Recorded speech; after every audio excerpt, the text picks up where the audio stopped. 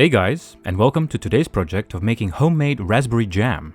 The ingredient list is in the description. Raspberry jam is such a versatile jam and much loved all around.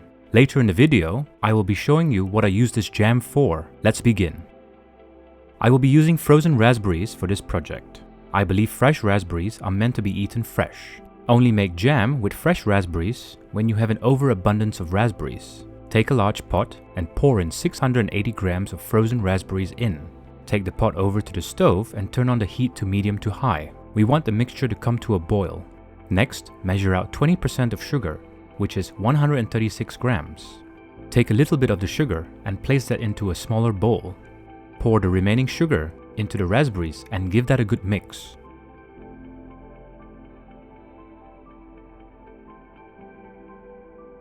Now, I'm going to introduce to you pectin powder.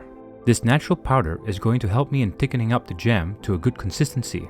Pectin is found in many different fruits, most especially high in apples, oranges, lemons, and other citrus fruits. You can follow the recommended percentage on the container, but I like a thick jam, so I'm going to put in slightly a bit more, which is 10 grams. Pour in the pectin powder to the sugar you took out from earlier. We do this to help it in the dissolving process later, otherwise the pectin powder can clump up. Slowly sprinkle the sugar pectin mixture and keep stirring while you do that. Do it in stages. Boil the mixture for about 5 minutes to really make sure the pectin is activated. Keep stirring so that the bottom doesn't burn. After 5 minutes, take the jam off from the stove and pour it into a glass container. Place some cling film on the top to prevent the skin from forming while it cools in the fridge overnight. In the meantime, while waiting for this jam to cool, do check out my other videos. A link is on the top right corner. The next day. Let's check on the jam.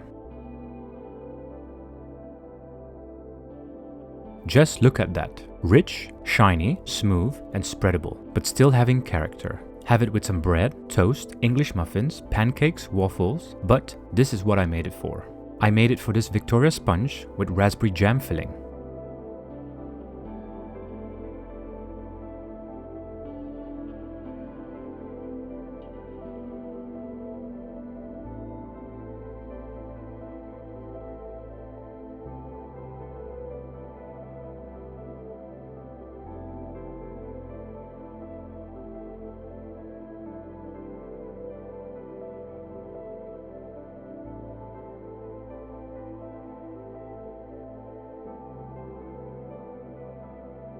Well, there you have it, homemade raspberry jam. As usual, it was a pleasure having you with us on this journey today. If you enjoyed what you watched, please leave a like, comment down below, and subscribe to be notified of upcoming videos, and we shall see you in the next one. Bye for now.